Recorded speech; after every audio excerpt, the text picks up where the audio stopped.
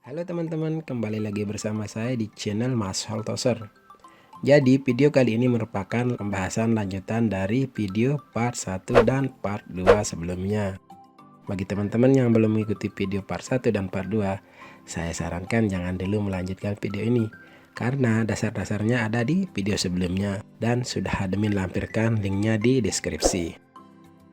Oke, kita lanjut. Jadi yang akan kita bahas pada video kali ini yaitu yang pertama tentang bagaimana cara pembentukan suku kata dalam bahasa Korea.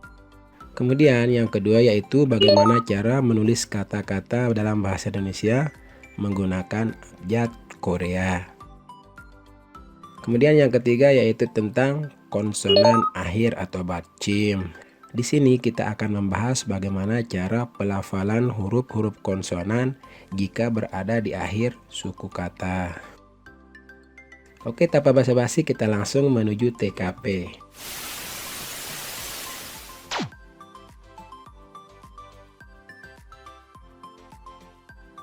Pembentukan suku kata dalam bahasa Korea. Penulisan Hangul dalam membentuk sebuah kata ditulis berdasarkan suku kata, bukan per huruf. Jadi di sini ada 4 tata cara pembentukan suku kata sesuai dengan jumlah dan komposisi hurufnya. Yang pertama yaitu suku kata yang terdiri dari satu huruf, yaitu huruf vokal ya. Cara penulisannya yaitu huruf vokal ditambahkan huruf bantu yang sebelum huruf vokal. Jadi jika huruf vokal itu sendiri atau berada di awal suku kata, maka selalu ditambahkan huruf bantu yang. Jadi jika vokal berdiri seperti a, o, ya, yo, i, itu huruf bantunya ada di depan. Kalau dia vokalnya tidur, huruf bantunya di atas. Kemudian yang kedua yaitu suku kata yang terdiri dari 2 huruf, yaitu huruf pertamanya adalah konsonan, kemudian vokal. Jadi cara penulisannya yaitu jika huruf vokal berdiri, maka konsonan berada di depannya. Kemudian jika huruf vokal tidur, maka konsonan ada di atasnya. Contohnya seperti ini. Niun dengan A. Jadi cara penulisannya N di depan baru ditulis A setelahnya. Contoh yang kedua yaitu pieup dengan O. Jadi pieup-nya ditulis di atas dan O-nya di bawah karena ini merupakan vokal tidur. Kemudian contoh berikutnya yaitu kiek dengan U. Karena dia vokal tidur, huruf konsonannya ada di atas, kemudian baru vokalnya di bawah. Kemudian yang ketiga yaitu suku kata yang terdiri dari 2 huruf, yaitu huruf yang di awal vokal dan kemudian konsonan. Jadi kebalikannya dari nomor 2 ya. Kalau nomor 2 konsonan dulu baru vokal, kalau yang ketiga vokal dulu kemudian konsonan. Jadi cara tulisannya itu kita pakai aturan nomor 1. Karena huruf vokalnya ada di depan, maka ditambahkan huruf bantu yang. Kemudian huruf konsonannya ditulis di bawah huruf vokal. Contohnya seperti ini. A dengan N. Jadi karena vokal ada di depan, maka ditambahkan huruf bantu yang. Baru dituliskan huruf konsonannya di bawah. Contoh yang kedua yaitu O dengan pieup. Caranya sama. O-nya ditambahkan huruf bantu, kemudian baru di bawahnya huruf konsonannya. Kemudian U dengan kiek. Caranya sama ya, ditaruhkan huruf bantu dulu dan huruf konsonannya di bawah. Jadi huruf terakhir pada suku kata itu selalu berada di bawah. Kemudian cara yang terakhir yaitu suku kata yang terdiri dari 3 huruf, yaitu huruf pertama konsonan, kemudian huruf kedua vokal, dan selanjutnya konsonan. Jadi cara penulisannya kita pakai aturan nomor 2 dan nomor 3 digabung. Contohnya yaitu kiok dengan huruf A dengan huruf yang. Jadi tulisannya kita pakai aturan nomor 1 dan nomor 2. Di depan huruf gioknya, kemudian huruf A, kemudian terakhir di bawah. Sama caranya ya. Tinggal membedakan dia vokal berdiri atau vokal tidur. Kalau dia berdiri, huruf bantu atau huruf pertama ada di depan. Kalau dia tidur, huruf pertama atau huruf bantu ada di atas.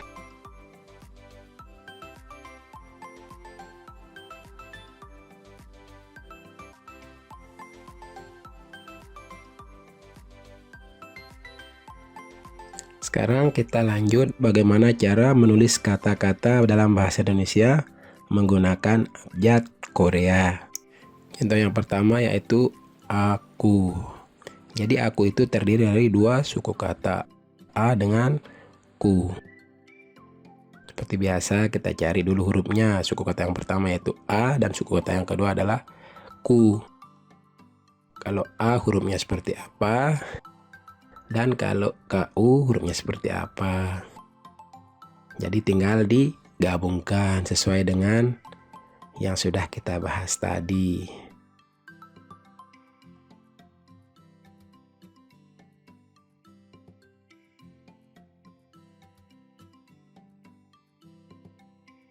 Kita lanjut ke contoh berikutnya yaitu kata kamu. Jadi kamu itu terdiri dari dua suku kata, ka dengan mu. Seperti biasa kita cari hurufnya dulu. Suku kata pertama ka, suku kata kedua mu. Cari dulu per huruf. Ka kita pakai sangkyok. Kemudian a. Gimana cara penggabungannya? Seperti ini. Kemudian suku kata yang kedua yaitu mu. Kita cari hurufnya miem dengan u. Kemudian kita gabungkan. Setelah ketemu, baru kita tulis dalam satu baris ka dan mu. Kemudian contoh kata yang ketiga yaitu Anda. Terdiri dari dua suku kata, an dengan da. Seperti biasa, kita cari komposisi hurufnya per suku kata. Suku kata yang pertama yaitu huruf A dengan nyun. Jadi seperti biasa kalau vokal ada di depan dikasih huruf bantu yung. Kemudian tiget dengan a. Seperti itu ya. Jadi tulisannya anda.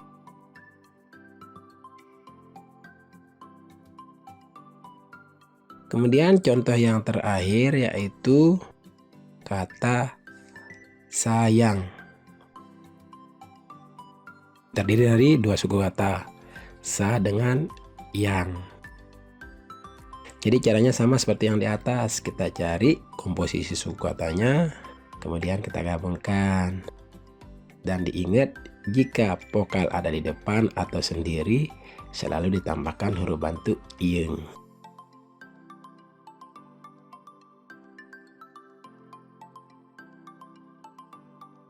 Nah, jadi tulisan sayang seperti ini. Oke, itu jadi cara penulisan kata dalam bahasa Indonesia menggunakan abjad Korea. Bagi teman-teman yang ada di rumah, coba silahkan tulis nama kalian masing-masing menggunakan abjad Korea. Lalu tulis di kolom komentar ya. Oke, selanjutnya yang akan kita bahas yaitu konsonan akhir atau bacim. Jadi di sini kita akan membahas cara pelafalan huruf konsonan jika berada di akhir suku kata. Jadi yang pertama yaitu huruf konsonan yang pelafalannya seperti huruf K. Jadi di sini ada 3 huruf, ada kiok, sangkyok, dan kiok.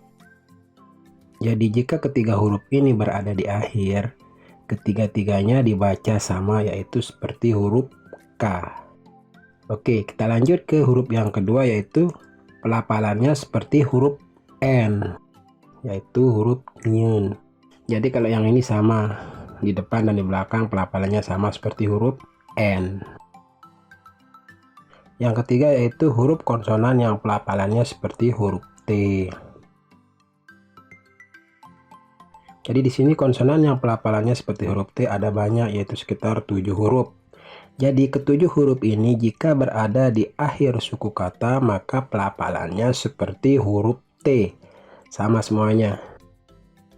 Kita lanjut ke huruf yang keempat, yaitu konsonan yang pelafalannya seperti huruf L. Jadi di sini cuma satu hurufnya ya, real. Real ini kalau di depan dibaca seperti huruf R dan jika kalau di akhir dibaca seperti huruf L. Huruf selanjutnya yaitu huruf konsonan yang pelafalannya seperti huruf M. Jadi di sini cuma satu huruf ya, mium. Mium juga jika di awal dibaca seperti huruf M dan jika di akhir suku kata juga sama dibaca seperti huruf M juga. Kemudian kita lanjut ke huruf berikutnya yaitu huruf konsonan yang pelafalannya sama seperti huruf P. Jadi di sini ada dua huruf ya, biep dan piep. Kedua huruf ini jika berada di akhir suku kata sama ya, kedua-duanya dibaca seperti huruf P.